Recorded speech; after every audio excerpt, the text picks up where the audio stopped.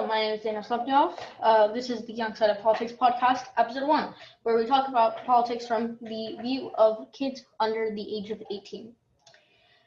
In this podcast, episode 1, we will be talking about supporters getting flavor, who they support, Biden and Trump supporters. We're going to have a little debate about Coney Barret getting elected right before the presidential election. And we're also going to talk about research about politics and bad media, political talk show hosts versus political news stations, and finally some news about Philadelphia riots, about an armed black man killed, and also, if we have a little bit of time, we'll throw in some stuff about Pelosi and the Democrats. This is Dan Slepnov, and this is the Young Side of Politics podcast.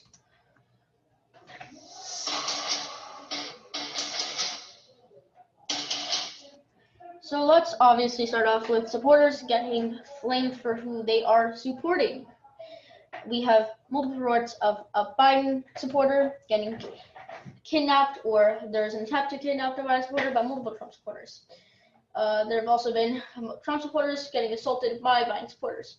Obviously, this is not really okay. This is not what we like to see as Republicans or Democrats. And this is definitely what it's not good for both sides. It's going to be bad for the Republicans because apparently anytime a Republican does something bad, it's Trump's fault. And then for the Democrats, it's horrible because they're doing this whole play on equality and being the nice guy. So this doesn't fit well for both sides, obviously. So let's review this. There have been reports of Trump supporters getting called racist, and that can be true, but that can also be true for Biden supporters. So calling someone racist and getting assaulted is two different things. If you just say, oh, you're racist, and then you're getting assaulted because you are supporting someone who someone else does not support, that does not make sense whatsoever. Don't call someone racist because you don't know what their opinions are. Obviously, just because they support Trump doesn't mean they're racist. Just because they support Biden doesn't mean they're corrupt like Biden or they're mentally ill. Okay? Just because you support someone does not mean you possess the same traits and all the same beliefs as them. So a way to fix this is not have Biden supporters allowed in Trump rallies. Trump rallies should be strictly for Trump supporters. Biden rallies should be strictly for Biden supporters. This is an easier way, and really it should be for Biden supporters have their own way of watching Trump's rallies, and Biden and Trump supporters should have their own way of watching Biden's rallies. So when we take into account that each side hates the other, or a lot of people from each side hate the other, we also have to take into account that fighting will not really answer this, and I'm not trying to play victim at all here, not trying to have people play victim at all here, but people have to understand that it's not the best for them to fight. They have to actually use their own arguments and their own political opinions as a way to even things out. Obviously, there are multiple, and I mean multiple, opinions on both sides, and multiple can be wrong in both ways. In one way of the Democrats, one way of the Republicans, or maybe even a third way, it's kind of so-so on both sides. Let's talk about our next topic, Coney Barret, who is a very controversial judge to many Democrats. Some Republicans don't like her either, but most Republicans do. It's mainly the Democrats who don't like her. Why? Because I guess she's a little more, you can say, old-fashioned, not very trendy, I guess. Is that what they're calling it? Yeah. She doesn't support LGBT as much as a lot of Democrats, doesn't support very much women and men equality as much as other Democrats. She's actually a much more old-fashioned with that. Some women actually serve men. And you know what? That is true in some ways. That used to be true, and it could still be true. But the thing is that she is a great judge. No matter what, maybe she has some opinions which are a little messed up, but that doesn't change the fact that she's probably a really good judge.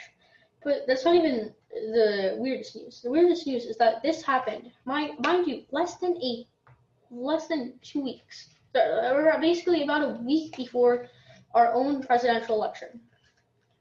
And Democrats were furious about this. Why? Maybe is it maybe because they knew that she was already going to win and they just wanted to buy time? Sure, that could be one reason. Or it could be Democrats who are actually just not trying to play it smart, but they were trying to play it smart for both sides, so that we could see who's going to be the leader, Trump or Biden, and then we can choose maybe the Democrat if Biden wins, or we can choose the Republican representative if Trump wins. Now, there's the thing. They've stuck at Amy Coney Barrett, who is 100% not Democratic. She is 100% a Trump supporter. Trump, I think, in my eyes, Trump loves her, the way I see it. So she will maybe not be, in Democrats' eyes, the greatest replacement for RBG. RBG was obviously very liberal, she was very, very, very for abortion, which is something I don't like. Amy Coney Barrett, she understands a little more, and she kind of has the same opinion as I do, very much about abortion should not be a thing because it's murder. Unless you have a very probable cause, like getting raped, or if someone sold you faulty birth control, or someone seduced you.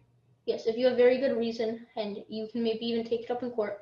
But if you're just trying to do noo-noo with someone, yeah, please make them use protection, be on birth control, or just don't do it at all.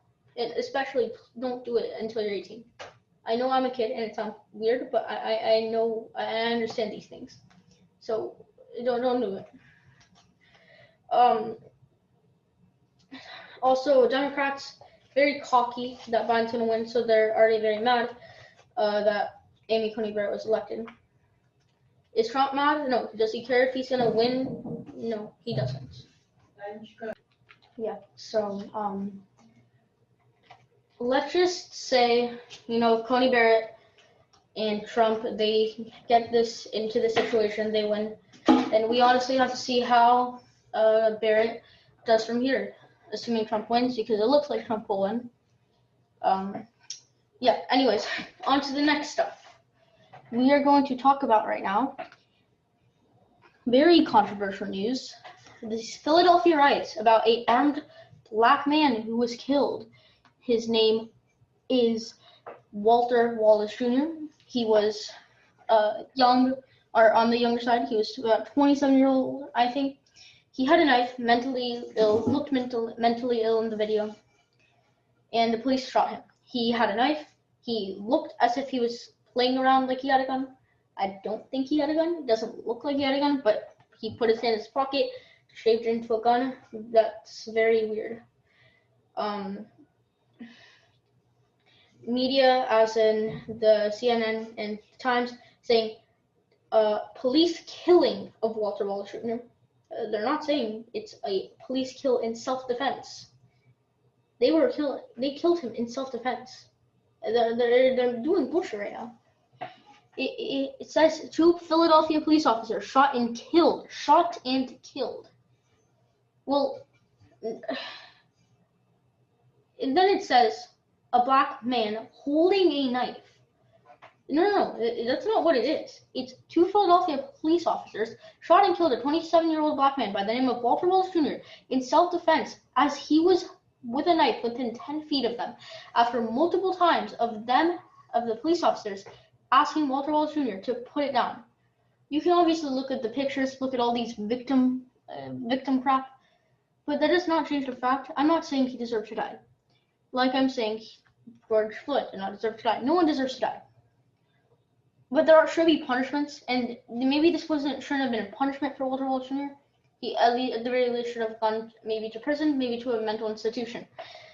So he got his brain fixed up. He obviously was not mentally okay. He might have been high on something. It doesn't look like he was high. It just looked like he was very, very depressed and very mental. Like he looked like he was wishing death on himself, which is obviously very sad to see.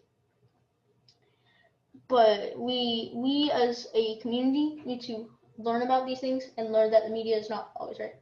As much as we love relying on Google, relying on like our whole internet, it is not always right, and especially in politics, very one-sided, very democratic, a lot of news stations, and that's not always, and it's not even just that it's nearly all of it's democratic. It's so liberal, so democratic that even my friends who are Biden supporters, a lot of them are Biden supporters. They don't like this media. They absolutely hate it because it's misleading. They understand. They will say a little more that they don't deserve to die. They don't deserve anything. But these police officers do not deserve to be arrested. You can say maybe they deserve a small fine because they overreacted. Sure, you can say they overreacted, but it's still. The mom told the son to calm the hell down. Son didn't listen. His son's not going to listen to his own mom. Then the hell is he even there for? Not listening to police officers of higher authority. Not listening to a mom of higher authority.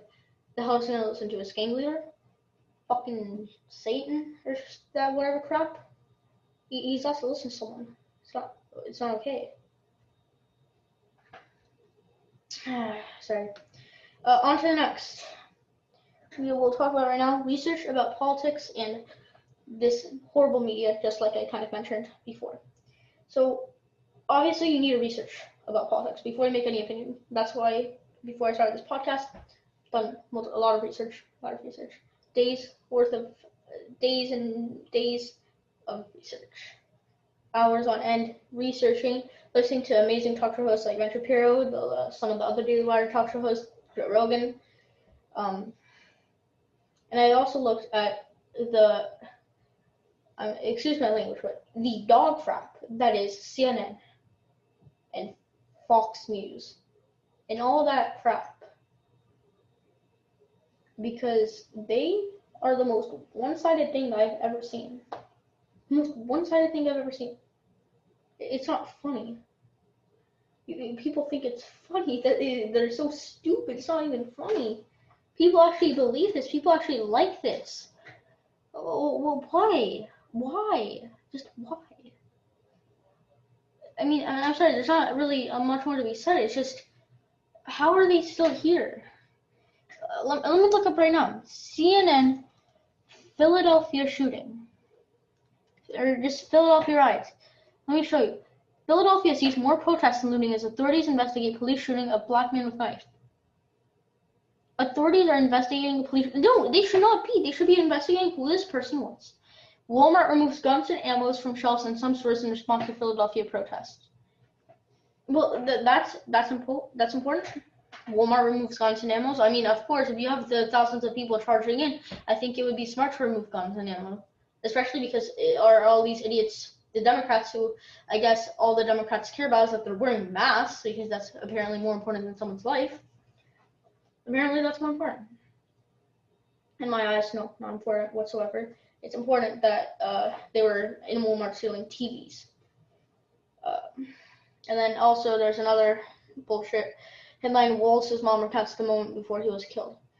Obviously, it's not bullshit, but it's obviously very sad when a mom sees her son getting killed. But the son wasn't. He was horrible. In that moment, he was being horrible. He wasn't listening to when he's not listening to your mom. That's already upset. Very upsetting.